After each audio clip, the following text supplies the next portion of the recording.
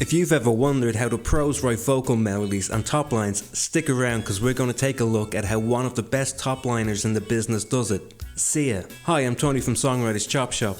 So, in case you're new to this, what is a top line? Melody and lyric together is called Topline. That's melody. And then once you add lyrics to that, it's called Topline. Here's the basic process for how most of the top liners in the business do this. Step 1. You'll need to have a basic track, a chord progression, or at least a beat to sing along to. And when they play me the track, they press play and I press record on my little garage band thingy. And I just intuit where the track's going to go. I'm singing a melody and I'm hoping it goes where I think it's going to go. If you play an instrument, you can obviously play the chord progression as you sing, but it's probably best not to do it so you can free yourself up just to focus on melody ideas.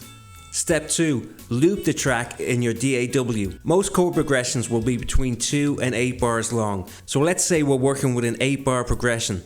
Loop those 8 bars so it plays over and over again. Step 3. Set a timer for 1 minute. When you get used to this process, you won't have to use a timer, but it's a good way to stay focused. For about 10 minutes or so, play back the loop section of your track and record yourself improvising a melody over it. Just sing whatever you feel, no words, just melody.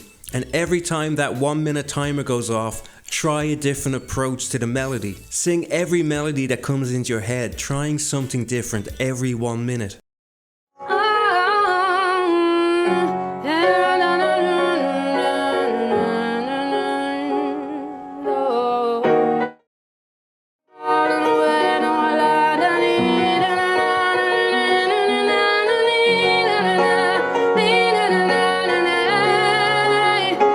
Step 4. After about 10 minutes, stop and listen back to what you've recorded. Take a listen to your melody ideas and select whatever bits you like. Now start mixing and matching the ideas you think are good. For example, you might like something you did over a bar or two in minute 1 and something you did in minute 6. So cut, copy and paste those ideas together and start to build a complete melodic phrase. And you can keep doing this for the different sections of your song. You can choose what ideas you think might work for a verse and what ideas might work for a chorus and so on. And even if you only get 3 or 4 notes that you like, that's enough to make a motif, and you can always use the basic development tools to turn that motif into a phrase and that phrase into a full section. I go over the 3 basic development tools in this video here. I'll link it in the description. Step 5. Now that we have a bunch of melody ideas that we like, we need to start thinking about how these are going to fit in with lyrics. Normally I just sing a melody along the first time I'm hearing a track. I'm like da da da da da,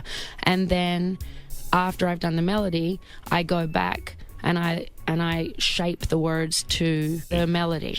And this is where phonetic singing comes in. Phonetic singing is when you sing the melody using certain vowel and consonant sounds. Vowels hold the emotional sound of a word, so we want to discover the vowel sounds that feel the best with our melody. I've done a full video on phonetic singing and you can check it out, it's linked in the description. So to be clear, this is not just scat singing or singing nonsense words. We want to consciously try different vowel and consonant sounds until we find the ones that feel best to sing with our melody. When you get used to this process, you can use phonetic singing from the start. But if trying to think of different vowel sounds and consonant sounds as you go distracts you from focusing on just melody ideas, do the phonetic singing after you come up with a melody you like. Step 6, this is where we want to write the lyrics themselves, and there are tons of ways to do that, but here's Sia's go-to approach. She calls it milking the metaphor. Before we get into that, here's an extra tip. When you've decided on the best vowel and consonant sounds for your melody, record yourself singing the melody with those sounds. Then play it back. If you're using speakers, play it on the speakers and go into the next room and listen to it. You want to be able to hear it, but not so much that it's clear what you're singing. That way, your ears and your brain will think they're hearing actual words and will try to decipher what they're hearing. So some of that phonetic singing will start to sound like actual words and might give you ideas for lyrics. You can also do this with headphones or earbuds. Just don't put them on when you're listening back. Give yourself some distance. Again, you want to be able to hear it, but not too clearly. Just enough to fill your brain into thinking it's hearing words, and it will try to decipher what it's hearing. And if you're new to writing lyrics, there's a free cheat sheet linked in the comments below you might find helpful. Okay, so let's get back to how Sia milks a metaphor. It's so rare that lyrics fall out while I'm just doing the melody. I write down titles because what labels really want is they want a strong title that they can Google, that they can give an artist one of their songs that they can Google. And one of my jams is to find a strong title, milk metaphor. On my notes in my iPhone, I'll see like a word, or I'll look at a chandelier, or I'll think, how can I milk the metaphor? Okay, parachute. So I have a song that's not out yet, parachute. Mm-hmm. Okay, so then you got to pull the oxygen mask, exit to the front, exit to the bar. When I first started, my manager said what I needed to be doing was be writing high concept. And I was like, what do you mean exactly? And he was like, well, you take something and I was like, oh, like, hang on, do you mean like piggy bank? Like, I'm not your piggy bank? And he was like, yeah. And I was like, oh, okay, I think I've got it. All right. I was consciously writing down things that I thought would be good titles, Googleable titles, or that would be good metaphors.